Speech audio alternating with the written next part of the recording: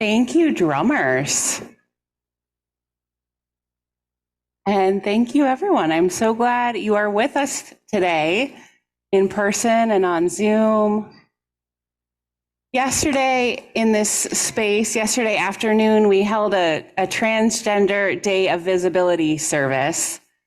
There were 6 clergy from 6 different traditions speaking about how trans people are beloved. And I wanted to share with you all part of the blessing that really is for all of us from our tradition.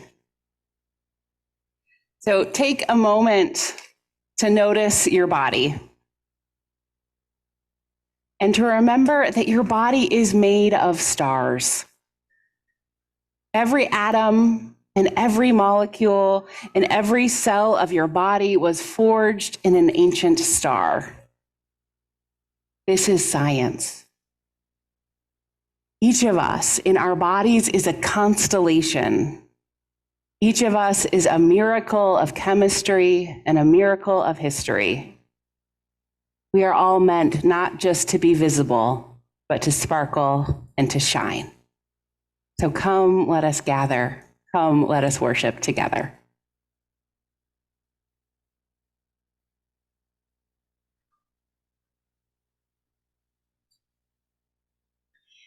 Good morning.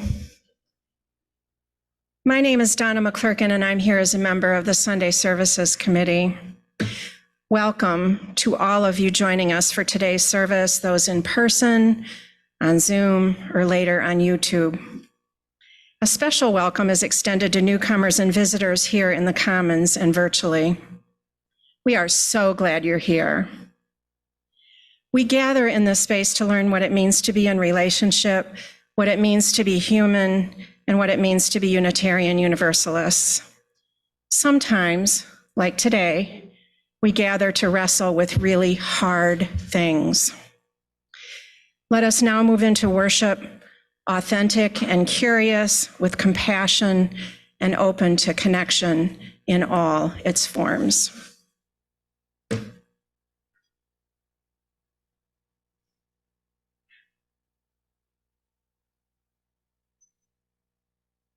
And as we begin, we have a bunch of announcements today, so just settle in. Today at 12:30 in room 19, which is the room at the top of the stairs, the large room there, we have the next edition of our Inquirers class, which is our class for newcomers. This week we are focused on the ways we care for one another, so chalice circles, pastoral care, and other ways. There's lunch, there's childcare. Please come if you're able. This service today is part of the Climate Emergency Month. And if you want to learn more about various projects and programs related to that, go to climateemergencymonth.org. Is that right, Alan? Yeah, okay. Thanks, Alan. And a couple of notes about upcoming services. So next Sunday, I will be away, and I've invited Amy GSA Brooks to be in our pulpit. She is based in Grand Rapids, and she is a poet who is in the Unitarian Universalist ministerial formation process. And I've participated in services that she's led, and they are exquisite. So I hope you come.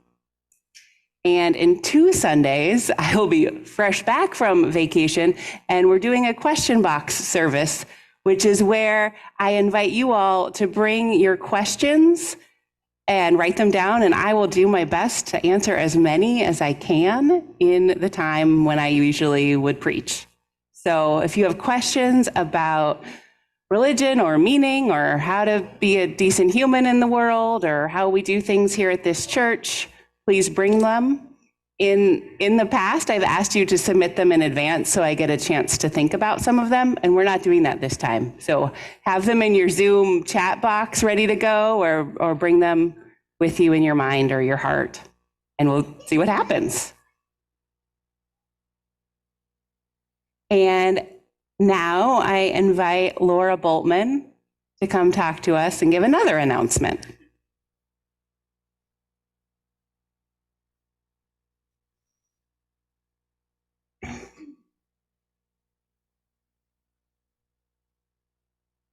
Good morning. My name is Laura Boltman, and I am one of the directors of this year's Peace in Nature Camp. Yay! Which is happening in June. It is Peace in Nature Camp, if you don't know, is our church's day camp. It's a week long. It runs from 9 a.m. to 4 p.m. every day with before and after care. And it's for grades rising first through rising sixth graders. So we welcome members of our church to come participate, the children of our church to participate, and we welcome neighbors and friends as well.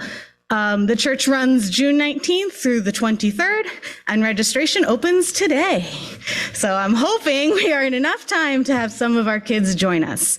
The Peace in Nature Camp idea or big idea motto is to spend time outside, to appreciate nature, to get to know each other and our church. So we have nature walks, we build forts in our beautiful grounds, we visit the Kalamazoo Nature Center, we go on the slip and slide down the hill there, which is super fun. And there's also daily music and crafts and mindfulness practice. So it's a really great experience. We had a blast last year, and we're hoping to have a similarly good time this year. We also, ways that you can help. Some of our participants will need scholarships, so we welcome anyone who might be able to donate to our scholarship fund. And we also welcome people's time. It helps to have grown-up volunteers help us during lunches and other times to have extra people on the grounds to make sure things are running smoothly. So if you feel in your heart to give time or money to Peace in Nature Camp, we would welcome that. And if you would like to let us have a great week with your children, registration will be available in the table in the back after church. And questions you can ask me, or you can ask Dolores. I'm going to make her wave. This is my co-director, Dolores Strom. And the two of us are very excited about doing this for our church. So questions, we're here. Thank you so much.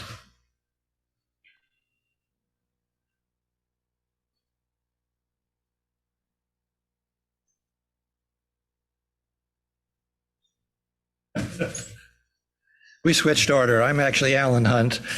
I've been your treasurer for most of the last 15 years, and I want to talk to you about why we need you to increase your pledge 10%.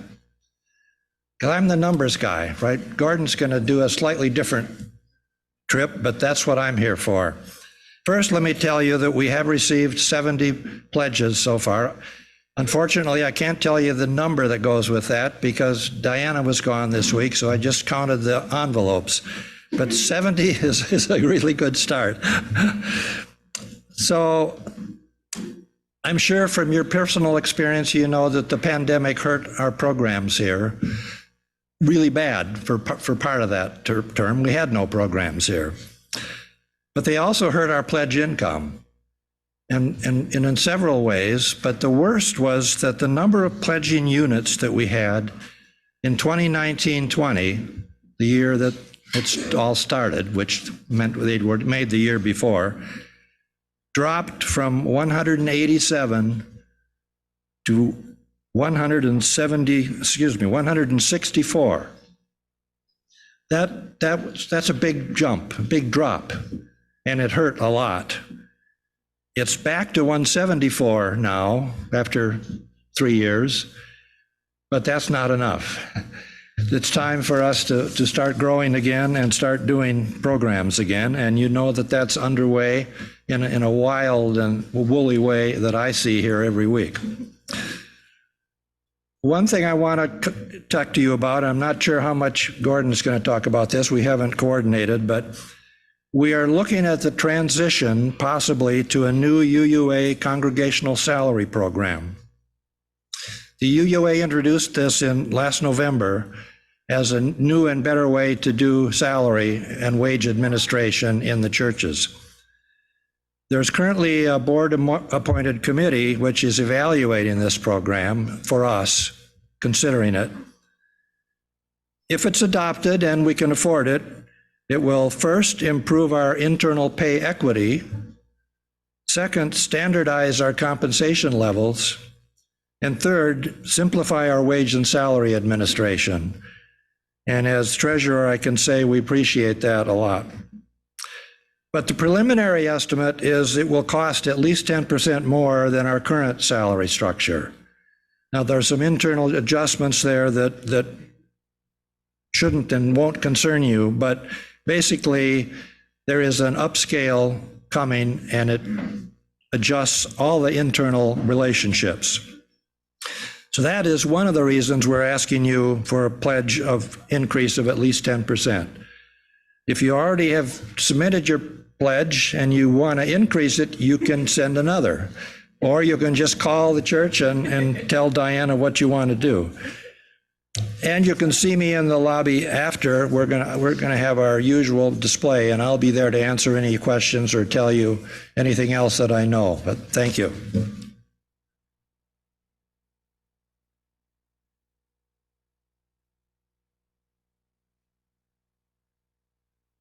I'm Gordon Bolar, and I'm going to tell you why I pledge.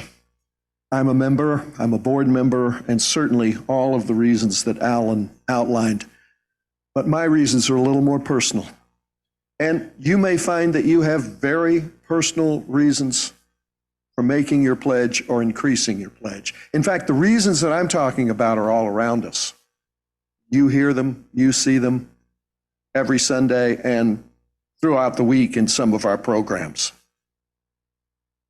Every week, Reverend Rachel, right down here, when we do Joys and Sorrows, reads some words. I happened to read them a few weeks ago, because I was Sunday service coordinator. And I almost choked up when I was reading them, because they always resonate with me. And the words are, some of them at least, sources of reason and radiance, sources of courage and compassion. Keep watch with those who work or watch or weep this day. May the suffering be soothed. May the weary find rest. May the sick be tended. May the dying and those who love them find peace. When I read those words, I realized all of a sudden I was a source. And you may realize too that you are a source. You come here to be connected to the source, but then you find after a while, like I did, maybe you do, that you're part of the source. And part of the source, you're going to give back something of what you received. That's kind of the logic that I use, but there's another emotional reason that connects me as well.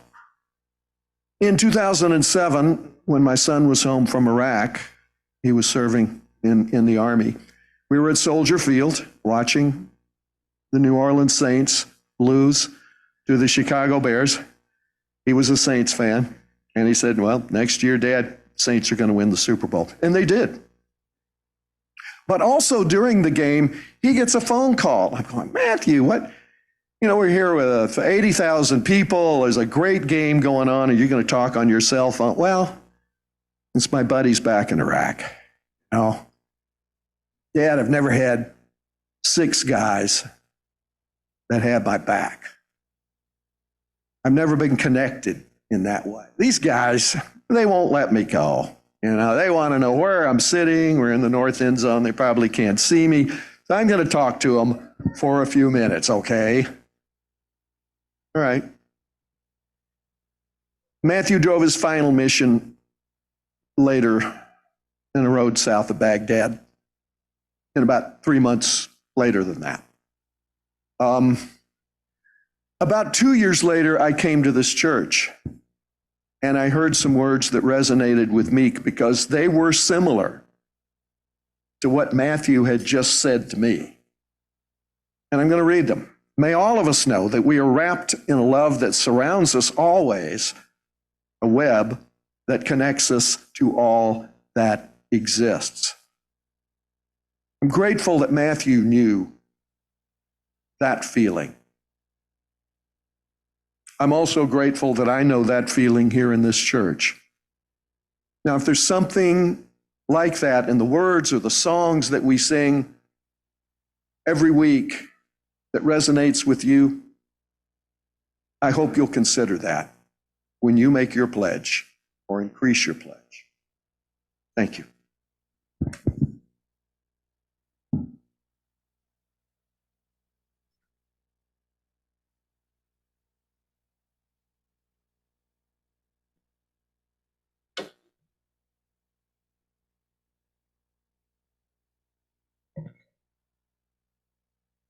Please rise and bow to your spirit. We're going to sing Blue Boat Home.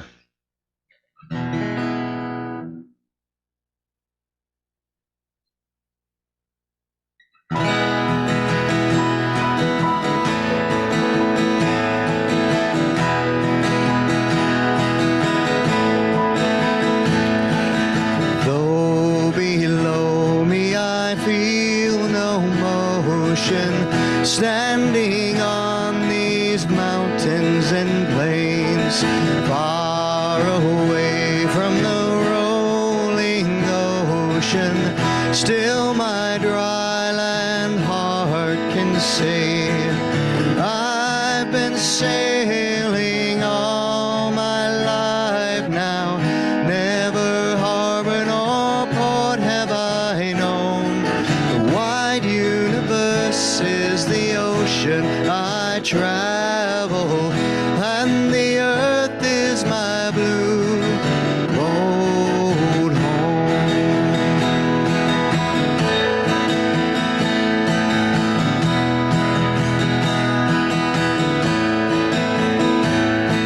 Sun, my sail, and moon, my rudder, as I ply the starry sea, leaning over the edge in wonder, casting questions into the deep, drifting here with my ship's companions, all we kindred pilgrim souls, making our way by the light of the heavens in our beautiful blue boat home.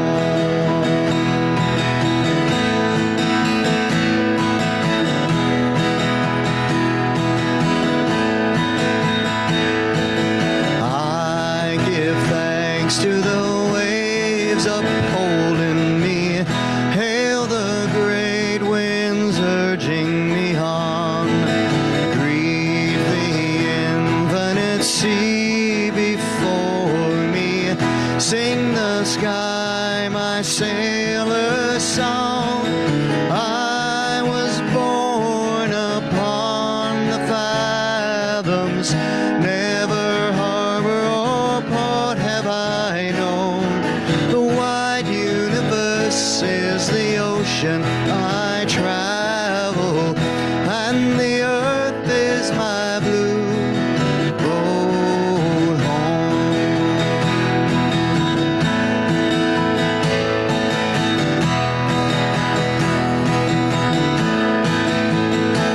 Oh, the wide universe is the ocean I travel, and the earth is my blue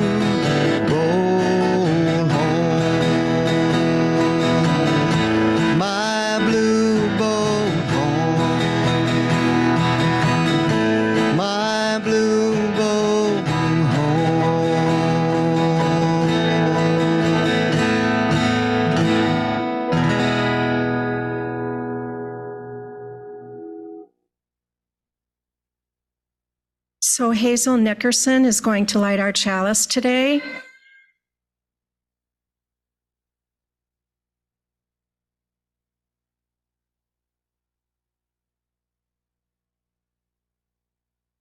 Thank you, Hazel. If you're lighting a chalice at home, we invite you to type in the chat box. A chalice is lit in your neighborhood, city, or wherever you are. And I will read the words for the chalice lighting. The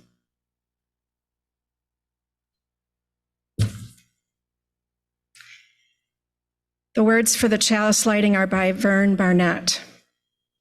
I pledge allegiance to the earth on which I stand and to the environment of which I am a part, one planet in a process with soil, water, and air like one body, indivisible, with resources to be cherished and protected by all. In addition to our chalice lit here at People's Church, we have chalices lit this morning in the Millwood neighborhood, in Battle Creek, in Oshtemo, in Galesburg, on Munson Lake near Grand Junction, on Greenbrier Drive in Portage, in Parkview Hills, and in Bangor, and in Pawpaw.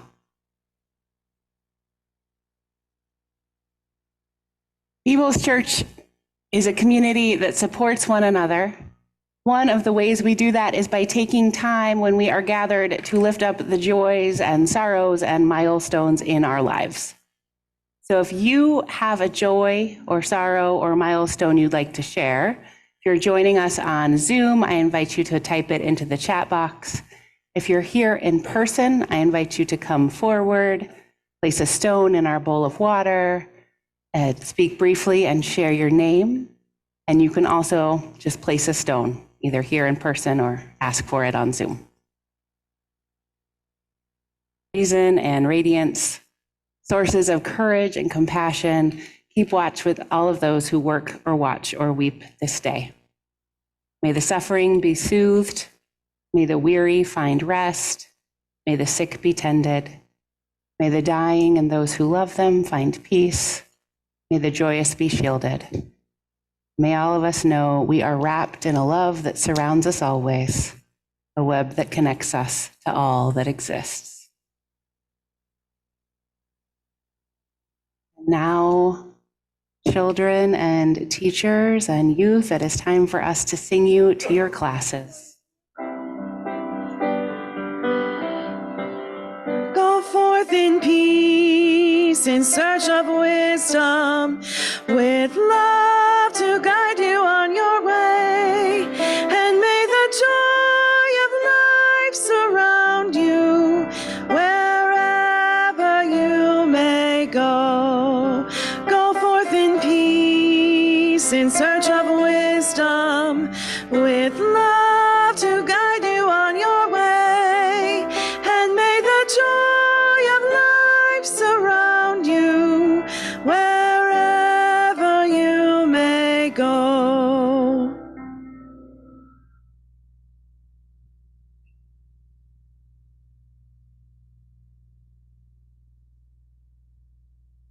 People are generous people who give of their time and their expertise to make our community better.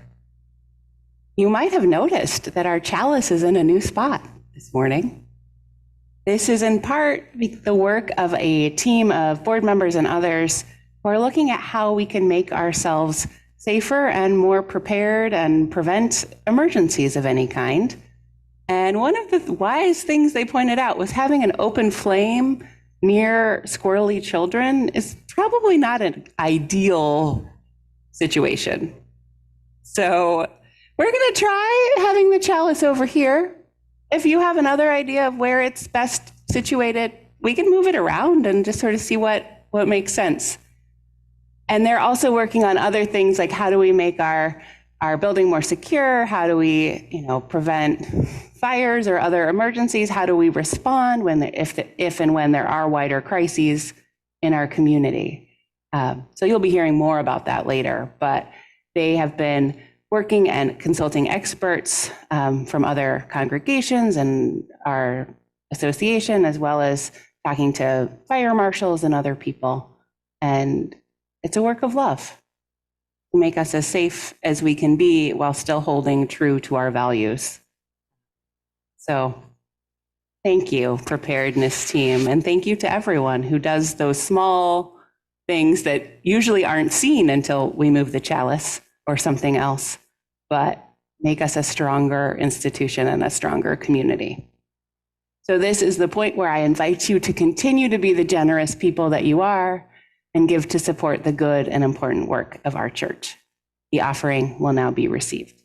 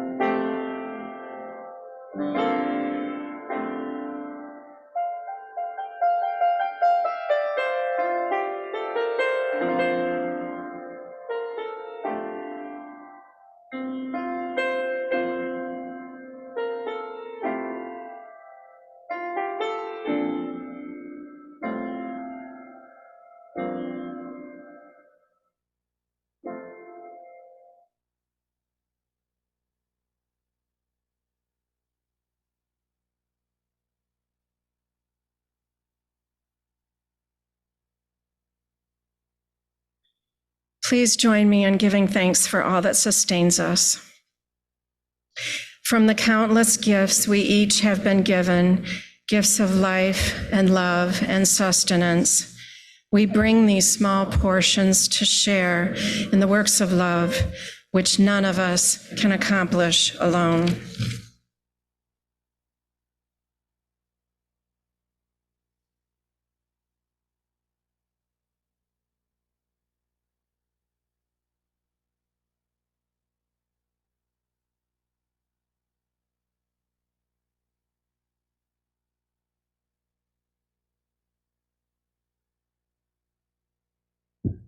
Now we move into the portion of our service focused on living in this time of climate emergency.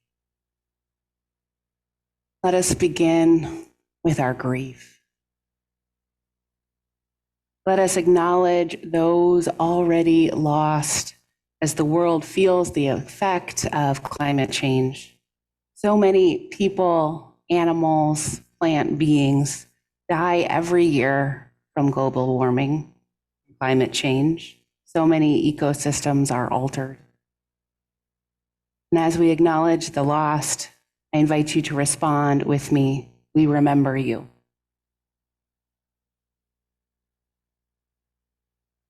All of the people lost to heat waves and rising waters, floods, hurricanes, mudslides, and other disasters caused by changing climates, changing weather patterns. We remember you.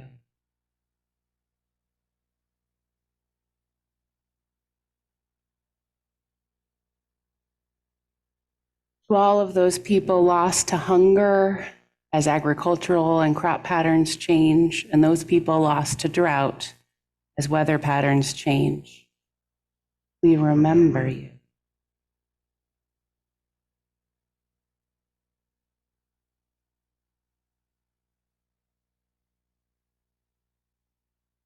To the animals, siblings of flesh and blood, breath and bone, whose lives have been lost as global climates change. Remember you.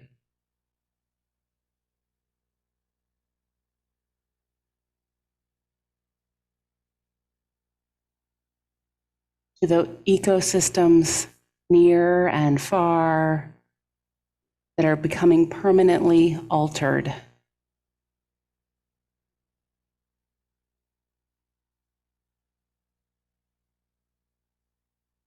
And now, if you so desire, I invite you to come forward and light a candle of remembrance for what you are grieving in this time of climate crisis, or name what you are grieving in the chat.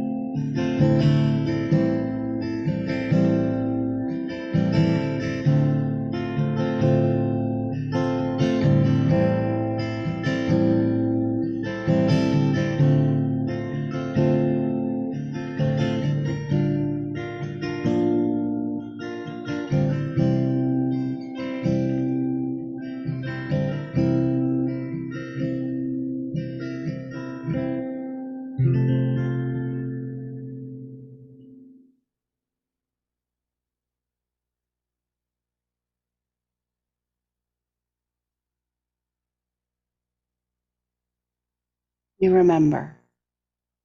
We know that the act of remembering and the rituals of grief are not enough for this moment. So our remembrance comes with action as well. So may it be.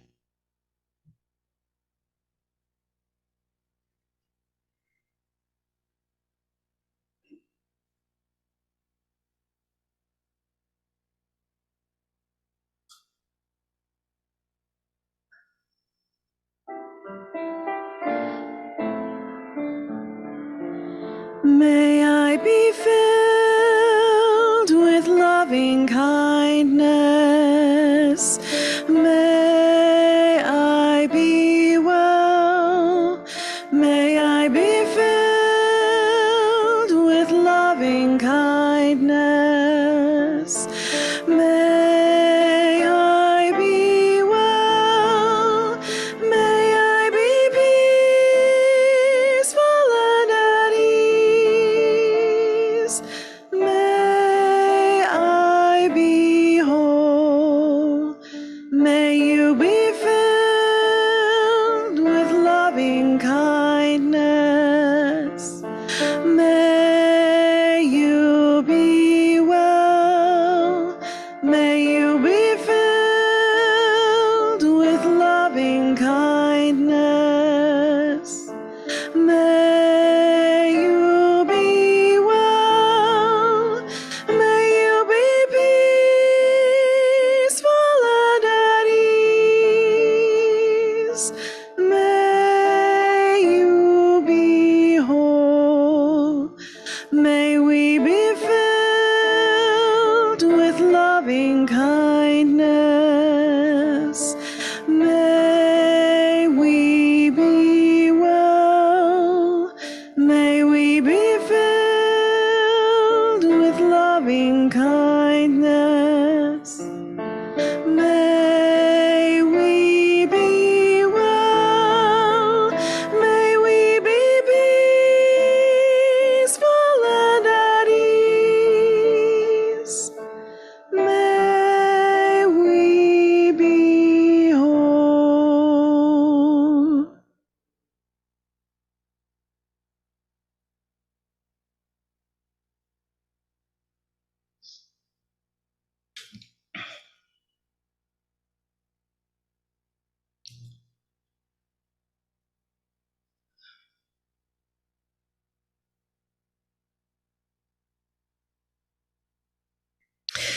From Orwell's Roses by Rebecca Solnit. Think of the Carboniferous as a 60 million year inhale by plants sucking carbon dioxide from the sky, and the last 200 years as a monstrous human-engineered exhale, undoing what the plants did so long ago. You could imagine coal miners shoveling the carbon out of the bowels of the earth directly into the upper atmosphere. But that would not be fair to them, who are not responsible for climate change, or recognize that it's in burning it, not excavating it, that we put back into the upper atmosphere the carbon that plants long ago buried. Miners supply it, others burn it, and the oil and gas that are likewise the product of ancient plants, likewise sequestered carbon, likewise catastrophically changing the carbon dioxide levels of the earth.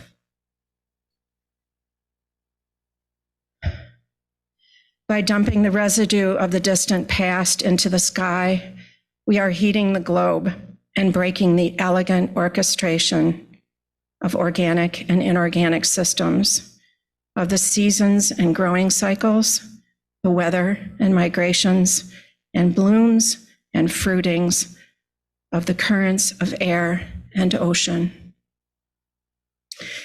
Perhaps if we were not burning so rapidly in the span of a few hundred years, the results of tens of millions of years and more of carbon deposits into the earth, it would not be so devastating.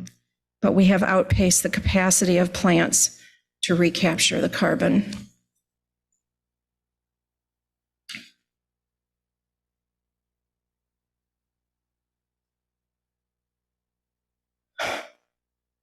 Try to Praise the Mutilated World by Adam Zagajewski. Try to praise the mutilated world. Remember June's long days and wild strawberries, drops of rosé wine. The nettles that methodically overgrow the abandoned homesteads of exiles. You must praise the mutilated world. You watched the stylish yachts, and ships. One of them had a long trip ahead of it, while salty oblivion awaited the others. You've seen the refugees going nowhere. You've heard the executioners sing joyfully. You should praise the mutilated world. Remember the moments when we were together in a white room and the curtain fluttered. Return in thought to the concert where music flared. You gathered acorns in the park in autumn, and leaves eddied over the earth's scars. Praise the mutilated world, and the gray feather a thrush lost, and the gentle light that strays and vanishes and returns.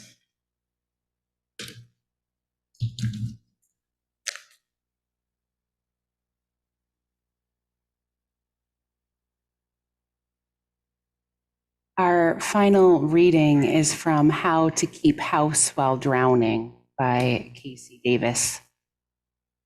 You can't save the rainforest if you're depressed. You are not responsible for saving the world if you are struggling to save yourself.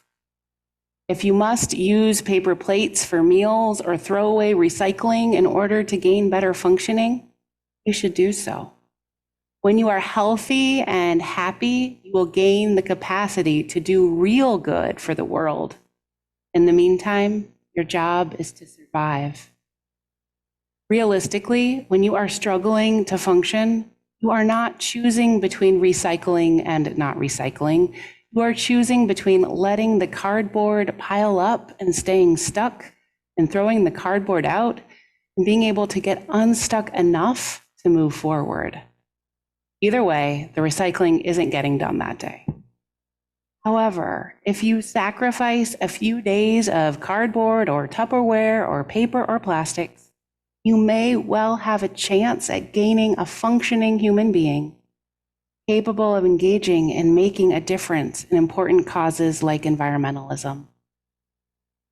Feeling shame for not being sustainable, for eating meat sometimes or purchasing fast fashion sometimes when you are struggling to get through the day is not going to magically cause you the ability to do something different. Shame is a horrible long-term motivator.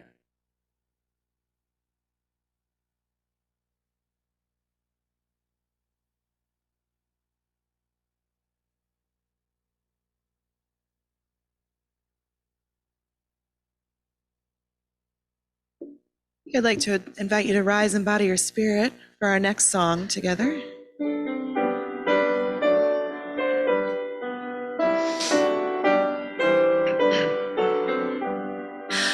For the beauty of the earth, for the splendor of the skies, for the love which from our birth over and around us lies, source of all, to thee we raise this our hymn of grateful praise. For the joy of ear and eye, for the heart and mind's delight, for the mystic harmony, linking sense to sound and sight, source of all, to thee we raise this our hymn of grateful praise. For the wonder of each hour, of the day and of the night, hill and vale and tree and flower, sun and moon and stars of light, source of all, to thee we raise this our hymn of grateful praise. For the joy of human care, sister, brother, parent, child, for the kinship we all share, for all gentle thoughts and mild, source of all, to thee we raise this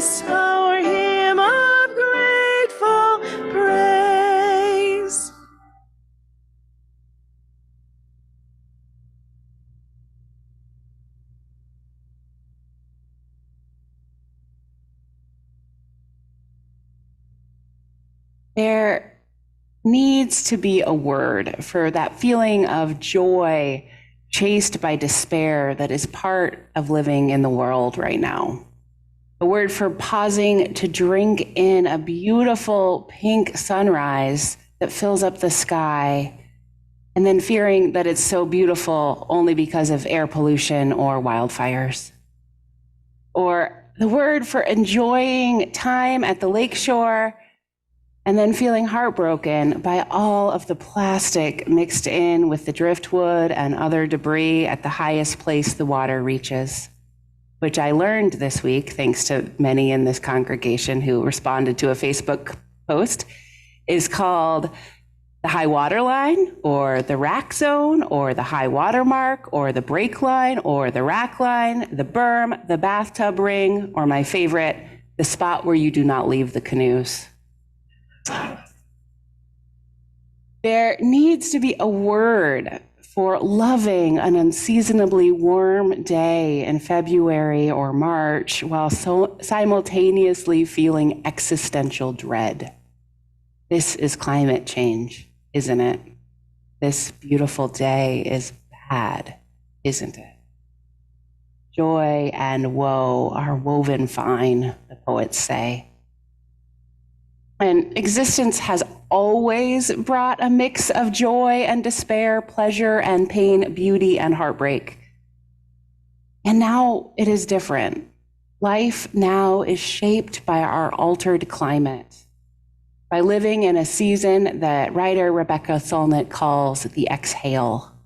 In her book, Orwell's Roses, as Donna read, she writes, "Think of the Carboniferous period, which is the geologic period that stretched from 359 to 299 million years ago, a time when many of the world's coal beds were formed, as a 60 million year inhale by plants, sucking carbon dioxide from the sky, and the last 200 years as a monstrous human engineered exhale, undoing what the plants did long ago."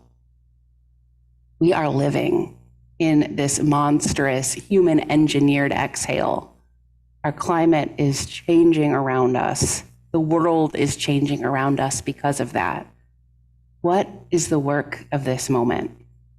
What are the spiritual practices that can help us navigate these days with our integrity mostly intact? First, the work is to feel it all.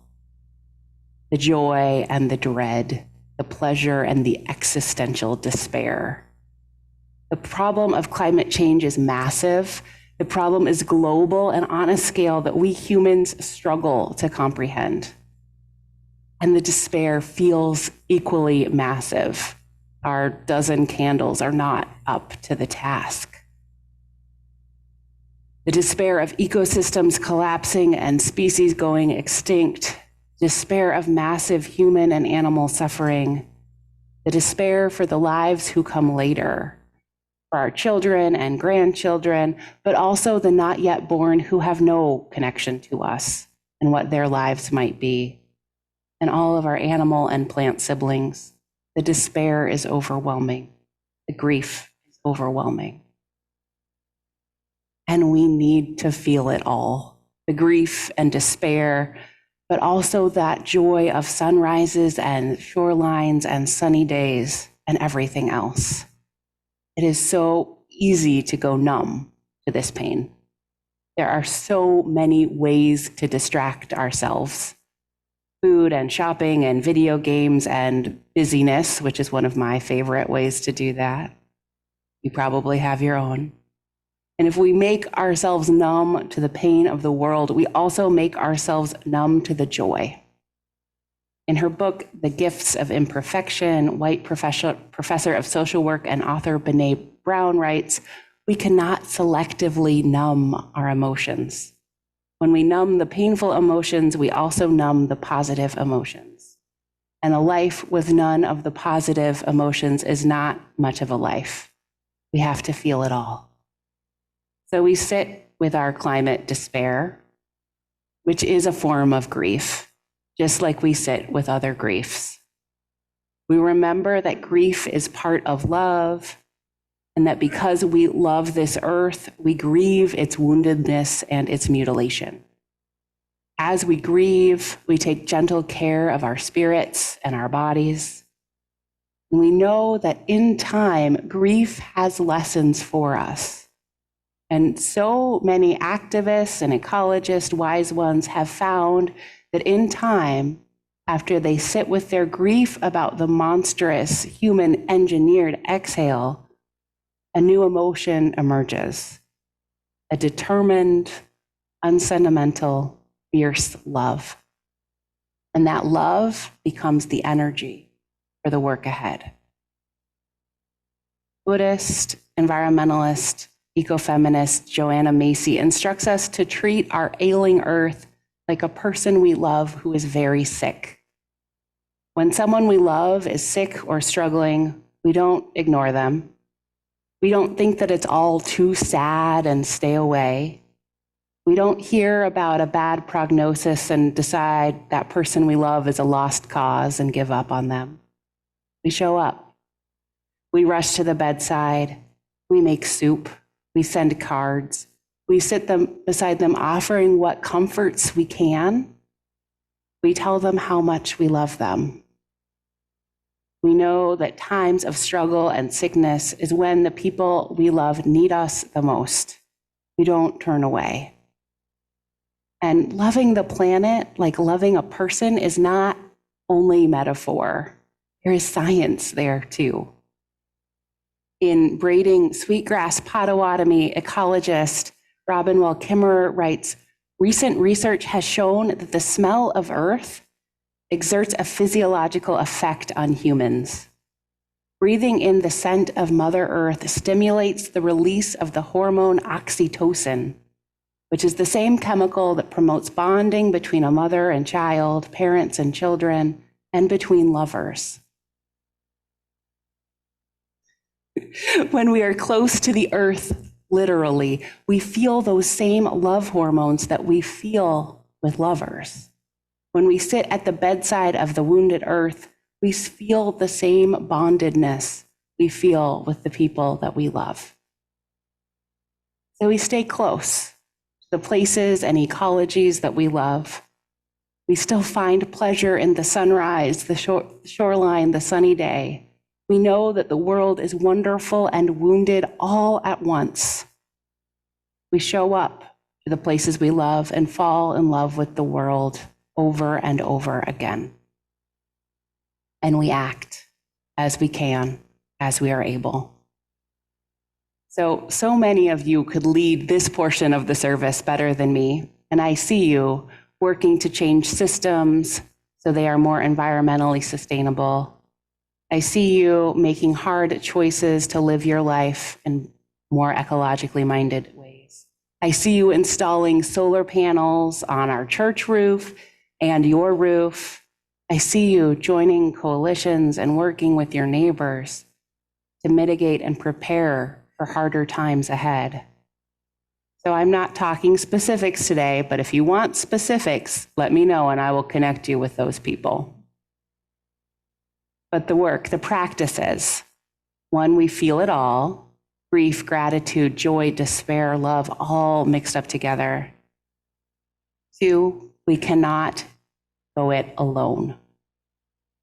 Unitarian Universalist minister Lindy Ramsdale told this story in a sermon that she preached about her work regarding climate change at the Unitarian Universalist General Assembly a few years ago. She says, I remember overhearing a caller to a radio show who asked the presenter what they could do as one individual to make a difference in the global climate crisis. I loved the respondent's answer.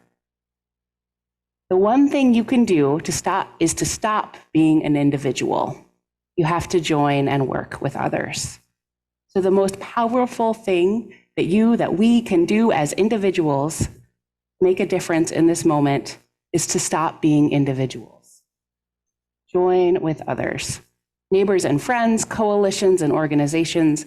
We need to grow our sense of we and us until it is powerful enough to have an impact.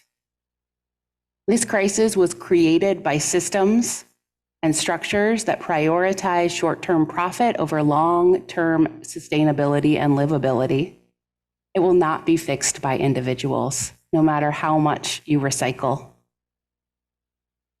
At People's Church, we are part of the Kalamazoo Climate Crisis Coalition, a partnership of about 40 local educational organizations, congregations, businesses, environmental groups, political groups, and more.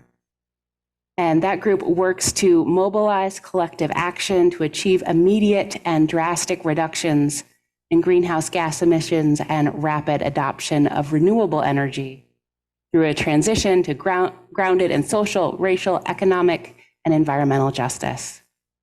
About 1/4 of the coordinating committee that leads KCCC is People's Church members. And it's doing good and important work in our community. People's Church is also a member of Interfaith Power and Light, which is a national network of over 22,000 faith communities, representing over 6.5 million total members. And we work together to do environmental stewardship and climate action. They are the organization that has named us officially a cool congregation. We have the plaques outside to prove it. We were recently awarded for our work to reduce the net carbon emissions of this building to 0 by 2030. There are so many good and worthy efforts to mitigate the climate crisis and so many larger scale efforts to change systems. All of it is worthy and calls for our attention. So find the place that you fit and stop being an individual. My final spiritual practice to offer you for this moment of exhale, is to let go of the idea of perfection. I can promise you now that nothing you do will be perfect. Nothing any of us will do will be perfect. We are human, and that means we are imperfect by definition. And that this problem is so big that even the best outcomes of action now make the disastrous slightly less disastrous. That's what we're living in, not perfect.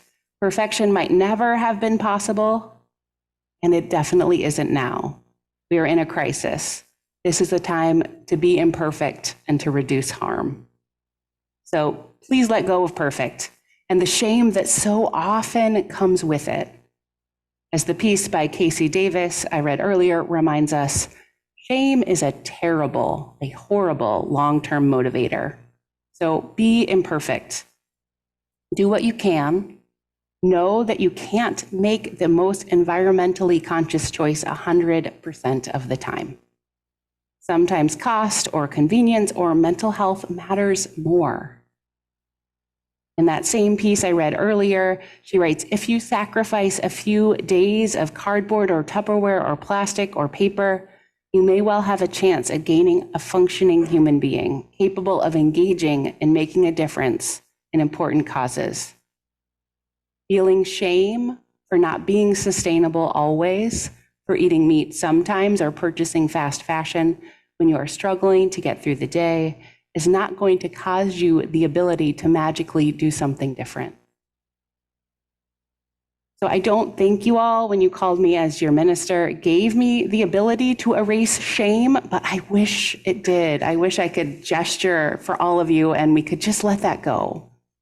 It doesn't get us anywhere good. Living in the world, there is always compromise and imperfection. When the Green Sanctuary Committee here first put together their ambitious plan to get our building to net carbon neutrality by 2030, there was that small voice in the back of my head that kept singing variations of, but why this? I mean, people are always going to drive cars to church and that's emissions right there. Why even bother? Do you have the voice like that? That skeptical one that would rather have you do nothing than do something that isn't 100% right or 100% perfect, 100% ideal? I know that voice well enough to at least not repeat its words out loud some of the time. And I'm slowly learning that that perfectionist voice seems to always travel so closely with shame and the desire to numb my emotions when faced with despair. But if we let go of the illusion of perfection, if we practice feeling simply human rather than shame, when our efforts do not reach our highest aspirations, when we do not radically transform entire systems, but we do make one building better and show others that they can make their buildings better, there is so much that can be done. So much that we can do to live with a little more integrity in this moment of exhale. Our faith calls us to do what we can, live out our allegiance to this earth. We act in the hope that our efforts do matter, and when combined with the efforts of so many others, they add up to something, not perfection, but something that matters and is important and is still imperfect, but will give us a better life, give all of us a better life. Perhaps we can work to find an easier path through this time of monstrous, human-engineered exhale, a path of integrity, honesty, care, and imperfection. So may we feel the grief and despair of these days, and the joy, and the pleasure, and the wonder. May we sit with hard emotions as they slowly transform into an unsentimental and fierce love. May we know our work as individuals is to stop being individuals. The work of this time is too big and too important to go it alone. May we let go of perfection and do what is possible. May it be so. May we make it so. And amen. For our last time today, I'd like to invite you to rise and body your spirit to sing together.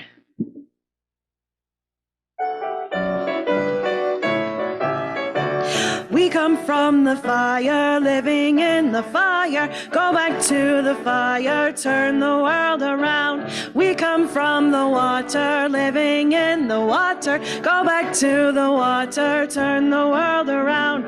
We come from the mountain, living on the mountain. Go back to the mountain, turn the world around. Whoa, so is life.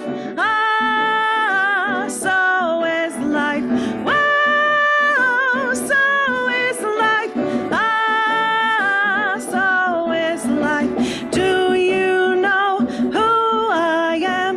Do I know who you are? See we one another clearly. Do we know who we are? Do you know who I am? Do I know who you are? See we one another clearly. Do we know who we are? Whoa, so is life. Whoa, so is life. Whoa, so is life. Abati, whoa, so is life. Water make the river, river wash the mountain. Fire make the sunlight, turn the world around. Heart is of the river, body is the mountain. Spirit is the sunlight, turn the world around. We are of the spirit, truly of the spirit. Only can the spirit turn the world around. Whoa, so is life. Abati, whoa, so is life. Whoa, so is life. Abati, whoa, so is life. Whoa, so is life. Abati, whoa, so is life. Whoa, so is life. Abati, whoa, so is life. Yeah.